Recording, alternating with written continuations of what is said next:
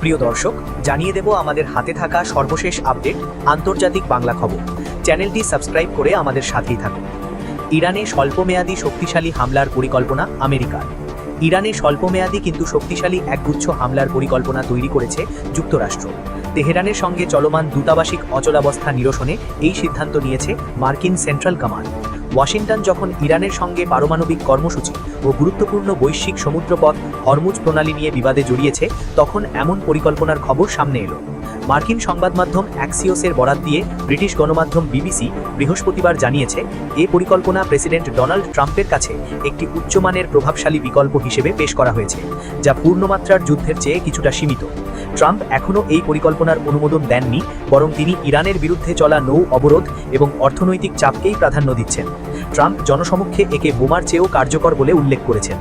নতুন পরিকল্পনায় যা আছে, সংবাদ মাধ্যমের প্রতিবেদন অনুযায়ী সেন্ট্রাল কমান্ডের এই পরিকল্পনায় ইরানের তেল রপ্তানি স্থাপনা, সামরিক বাসী, কমান্ড সেন্টার এবং আঞ্চলিক মিলিশিয়া নেটওয়ার্কের মতো অবকাঠামোগুলো লক্ষ্যবস্তু করার প্রস্তাব দেওয়া হয়েছে। লক্ষ্য হলো দীর্ঘদিন ধরে বোমা বর্ষণ না করে দ্রুত বড় ধরনের ক্ষতি করা, যাতে তেহরান যুক্তরাষ্ট্রের শর্ত মেনে আলোচনায় বসতে বাধ্য হয়। আরেকটি পরিকল্পনায় হরমুজ প্রণালীর কিছু অংশের নিয়ন্ত্রণ নেওয়ার কথা বলা হয়েছে, যার জন্য স্থল অভিযানের প্রয়োজন হতে পারে। অবরোধ নাকি দূতাবাস? শান্তি আলোচনা স্থবির হয়ে যাওয়ার পর এবং হরমুজ প্রণালী আংশিক খুলে দেওয়ার বিষয়ে ইরানের 3 স্তরের শান্তি প্রস্তাব যুক্তরাষ্ট্র প্রত্যাখ্যান করার পর এই হামলার পরিকল্পনাটি সামনে এনেছে সেন্ট্রাল কমান্ড। ট্রাম্প এখনও নৌ অবরোধের ওপরই ভরসা রাখলেও দূতাবাস পুরোপুরি ব্যর্থ হলে যে কোনো সময় সামরিক আঘাত হানার পথ খোলা রেখেছেন। হাইপারসনিক মিসাইল মোতায়েন। ব্লুমবার্গের প্রতিবেদনে দাবি করা হয়েছে, সেন্ট্রাল কমান্ড ইরানে হামলায় ব্যবহারের উদ্দেশ্যে পেন্টাগনের কাছে মধ্যপ্রাচ্যে সেনাবাহিনীর ডার্ক ইগল হাইপারসনিক ক্ষেপণাস্ত্র মোতায়েনের অনুরোধ করেছে। এটি মার্কিন সেনাবাহিনীর প্রথম মোতায়েনযোগ্য হাইপারসনিক অস্ত্র, যা শব্দের চেয়ে 5 গুণ বেশি গতিতে 1725 মাইলের বেশি দূরত্বে আঘাত করতে সক্ষম। এই ক্ষেপণাস্ত্রটি মাটির গভীরে থাকা বাংকার বা ভ্রাম্যমাণ মিসাইল লঞ্চারের মতো অত্যন্ত সুরক্ষিত লক্ষ্যবস্তু ধ্বংস করতে বিশেষভাবে তৈরি। সেন্ট্রাল কমান্ডের কমান্ডার অ্যাডমিরাল ব্র্যাড কুপার এই স্বল্পমেয়াদী ও শক্তিশালী হামলার রূপরেখাটি তুলে ধরেন। বিশ্লেষকরা মনে করছেন, এই পরিকল্পনা থাকার অর্থ এই নয় যে হামলা আসন্ন, বরং এটি তেহরানের ওপর চাপ সৃষ্টি করে আলোচনার টেবিলে বাড়তি সুবিধা পাওয়ার জন্য ট্রাম্প প্রশাসনের একটি কৌশল। দীর্ঘস্থায়ী স্থবির সংঘাতে রূপ নিতে যাচ্ছে ইরান যুদ্ধ। গত 28 ফেব্রুয়ারি ইরানের সঙ্গে যুক্তরাষ্ট্র ও ইসরায়েলের যুদ্ধ শুরু হয়। তৎক্ষণাৎ পাল্টা হামলা শুরু করে তেহরান। জবাবে ইসরায়েল ও মধ্যপ্রাচ্যের উপসাগরীয় দেশগুলোতে অবস্থিত মার্কিন সামরিক ঘাঁটি ও স্থাপনায় ভয়াবহ হামলা চালায় ইরান। এতে অগ্নিগর্ভে পরিণত হয় গোটা মধ্যপ্রাচ্য। একই সঙ্গে 2 মার্চ ইরানের ইসলামিক রেভলিউশনারি গার্ড কর্পস ঘোষণা দেয়, হরমুজ প্রণালী জাহাজ চলাচলের জন্য বন্ধ করে দেওয়া হচ্ছে। এতে বিশ্বজুড়ে জ্বালানি বাজারে দেখা দেয় চরম অস্থিরতা। অবশেষে পাকিস্তানের মধ্যস্থতায় গত 8 এপ্রিল ওয়াশিংটন ও ইরানের মধ্যে একটি অস্থায়ী যুদ্ধবিরতি ঘোষণা করা হয়। 11 এপ্রিল ইসলামাবাদে 2 পক্ষের মধ্যে আলোচনা হয়, কিন্তু কোনো চুক্তি হয়নি। পরে 21 এপ্রিল অনেকটা একতরফাভাবেই মার্কিন প্রেসিডেন্ট ডোনাল্ড ট্রাম্প জানান, যুদ্ধবিরতির মেয়াদ বাড়ানো হয়েছে, যা ইরানের আলোচনার প্রস্তাব পেশ করা পর্যন্ত অব্যাহত থাকবে। তিনি দাবি করেন, পাকিস্তানি মধ্যস্থতাকারীদের অনুরোধে এই সিদ্ধান্ত নেওয়া হয়েছে। এরপর থেকে পাকিস্তানের মাধ্যমেই শান্তি চুক্তি চেষ্টা করে যাচ্ছে যুক্তরাষ্ট্র। কিন্তু যুদ্ধ শুরুর 2 মাস পেরিয়ে গেলেও কোনো স্থায়ী সমাধান দেখা যাচ্ছে না। আলোচনা কার্যত অচলাবস্থায় রূপ নিয়েছে। অন্যদিকে হরমুজ প্রণালী ঘিরে পাল্টাপাল্টি অবরোধ অব্যাহত থাকায় বৈশ্বিক জ্বালানি সরবরাহে বড় ধরনের বিঘ্ন তৈরি হয়েছে।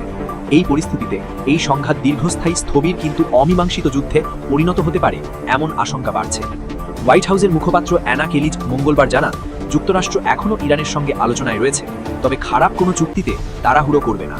এর আগে মার্কিন প্রেসিডেন্ট ডোনাল্ড ট্রাম্প তার শীর্ষ নিরাপত্তা উপদেষ্টাদের সঙ্গে ইরানের নতুন প্রস্তাব নিয়ে বৈঠক করেন। যদিও 8 এপ্রিল থেকে কার্যকর যুদ্ধবিরতি সংঘাতকে সাময়িকভাবে থামিয়েছে, তবুও উভয় পক্ষই সামরিক বিকল্প খোলা রেখেছে। কাতারের পররাষ্ট্র মন্ত্রক সতর্ক করেছে, পরিস্থিতি স্থবির সংঘাতে রূপ নিতে পারে, যেখানে হরমুজ প্রণালীকে চাপ প্রয়োগের হাতিয়ার হিসেবে ব্যবহার করা হবে এবং মাঝে মধ্যে সহিংসতা দেখা যাবে। বিশ্লেষকদের মতে, কোনো স্থায়ী চুক্তি ছাড়া স্বল্পমাত্রার সংঘাত, যেখানে মাঝে মধ্যে লক্ষ্যভিত্তিক হামলা চলবে, উভয় পক্ষের জন্য একটি সহজ পথ হতে পারে। তবে এতে আঞ্চলিক অস্থিরতা ও বৈশ্বিক অর্থনৈতিক চাপ দীর্ঘায়িত হবে। স্থবির যুদ্ধের খরচ। কাতারের জর্জ টাউন বিশ্ববিদ্যালয়ের ইরান বিশেষজ্ঞ মেহরান কামরাবা বলেন, বর্তমান পরিস্থিতিকে ইতোমধ্যেই এক ধরনের স্থবির যুদ্ধ বলা যায়। তবে এ ধরনের না যুদ্ধ না শান্তি অবস্থা দীর্ঘদিন টেকসই নয়। তার ভাষায়, ইরান অনির্দিষ্টকালের জন্য বন্দর অবরোধ সহ্য করতে পারবে না, আবার যুক্তরাষ্ট্র অবরোধ বজায় রাখতে পারবে না। তিনি মনে করেন, স্বল্পমেয়াদে এই অবস্থা চলতে পারে, কিন্তু মাস বা বছরের পর বছর নয়। মার্কিন থিঙ্ক ট্যাঙ্ক কুইন্সি ইনস্টিটিউটের হিসাব অনুযায়ী যুদ্ধের প্রথম মাসেই যুক্তরাষ্ট্রের ব্যয় হয়েছে প্রায় 20 থেকে 25 বিলিয়ন ডলার। 2003 সালের ইরাক যুদ্ধের মতো বড় ধরনের স্থল অভিযান চালাতে হলে প্রতি মাসে অন্তত 55 বিলিয়ন ডলার ব্যয় হতে পারে, যা বছরে 650 বিলিয়ন ডলারেরও বেশি। অন্যদিকে 13 এপ্রিল থেকে ইরানের বন্দর ও জাহাজে মার্কিন নৌ অবরোধ আরোপ করা হয়েছে। সাম্প্রতিক সময়ে তৃতীয় একটি এয়ারক্রাফট ক্যারিয়ার স্ট্রাইক গ্রুপ মোতায়েন করা হয়েছে, যা 2003 সালের পর সবচেয়ে বড় সামরিক সমাবেশ। এই অঞ্চলে 10,000-এরও বেশি মার্কিন সেনা মোতায়েন রয়েছে বলে ধারণা করা হচ্ছে। ইরানের পাল্টা পদক্ষেপ হিসেবে হরমুজ প্রণালীতে টোল আরোপ এবং জাহাজ চলাচলের সীমাবদ্ধতা আরোপ করা হয়েছে, যার প্রভাব যুক্তরাষ্ট্রেও পড়েছে। সেখানে জ্বালানির দাম প্রায় 4 বছরের মধ্যে সর্বোচ্চ পর্যায়ে পৌঁছেছে। দীর্ঘস্থায়ী নাকি পরিকল্পিত সংঘাত? অসলো ভিত্তিক শান্তি প্রতিষ্ঠান PRIO এর গবেষক চ্যান্ডলার উইলিয়ামস বলেন, প্রাথমিকভাবে এই যুদ্ধ 4 থেকে 5 সপ্তাহের মধ্যে শেষ হওয়ার কথা ছিল, কিন্তু 2 মাস পর তা আরও দীর্ঘায়িত হয়েছে। তার মতে, যখন কোনো রাষ্ট্র নির্ভুল বিমান হামলার উপর অতিরিক্ত নির্ভর করে, তখন তা সমাধানের বদলে সংঘাত বাড়ায়। তিনি সতর্ক করেন, এখন প্রশ্ন হচ্ছে, এই দীর্ঘায়িত সংঘাত কি পরিকল্পিত দীর্ঘস্থায়ী যুদ্ধরূপ নিচ্ছে? যুক্তরাষ্ট্র অর্থনৈতিক ও কূটনৈতিক চাপ অব্যাহত রেখে এবং প্রয়োজনে আবার হামলার হুমকি দিয়ে লক্ষ্য অর্জনের চেষ্টা করছে। অন্যদিকে ইরান হরমুজ প্রণালীকে চাপের হাতিয়ার হিসেবে ব্যবহার করে যুক্তরাষ্ট্রকে আলোচনায় বাধ্য করতে চাইছে। অর্থনীতি ও মানবিক প্রভাব। জাতিসংঘ উন্নয়ন প্রোগ্রামের সাম্প্রতিক প্রতিবেদনে বলা হয়েছে, যুদ্ধের ফলে ইরানে কর্মসংস্থান, সরবরাহ ব্যবস্থা ও অর্থনৈতিক কার্যক্রম মারাত্মকভাবে ক্ষতিগ্রস্ত হচ্ছে। দেশটির অধিকাংশ শস্য ইম্পোর্ট হরমুজ প্রণালী দিয়ে হওয়ায় সরবরাহ বিঘ্নিত হচ্ছে এবং খাদ্য নিরাপত্তা ঝুঁকি বাড়ছে। 9 কোটিরও বেশি মানুষের দেশে খাদ্য সংকটের আশঙ্কাও তৈরি হয়েছে। মুইং দ্য গ্রাস কৌশল ও ঝুঁকি। বিশ্লেষকরা বলছেন, যুক্তরাষ্ট্র ও তার মিত্র ইসরায়েল মুইং দ্য গ্রাস অর্থাৎ শিকড় রেখে ঘাসের আগা ছেটে ফেলার কৌশল গ্রহণ করতে পারে। এর অর্থ হল মাঝে মধ্যে বড় আকারের হামলা চালিয়ে প্রতিপক্ষকে দুর্বল রাখা। এতে সংঘাত পুরোপুরি শেষ না হলেও নিয়ন্ত্রণে রাখা সম্ভব। তবে বিশেষজ্ঞ মাইকেল কেয়ার সতর্ক করেন, ইরানের মতো ড্রোন ও মিসাইল সক্ষমতা থাকা রাষ্ট্রের বিরুদ্ধে এই কৌশল অত্যন্ত ঝুঁকিপূর্ণ। ইরানের বিরুদ্ধে এভাবে হামলা চালালে তারা কাতার, সংযুক্ত আরব আমিরাত বা কুয়েতে পাল্টা হামলা চালাতে পারেন। অনিশ্চিত ভবিষ্যৎ।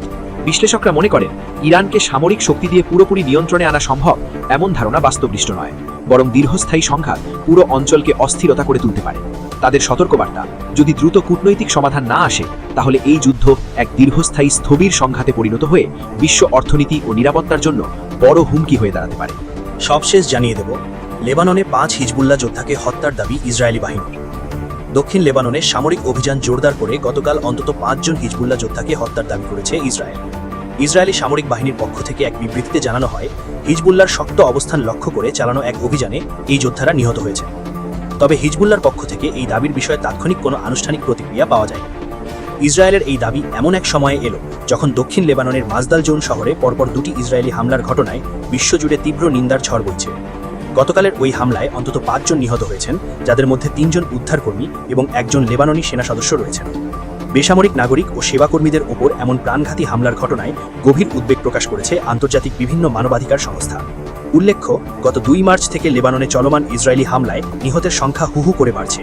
সর্বশেষ তথ্যানুযায়ী এই সময়সীমার মধ্যে ইসরায়েলি বাহিনীর আক্রমণে লেবাননে অন্তত 2534 জন প্রাণ হারিয়েছেন।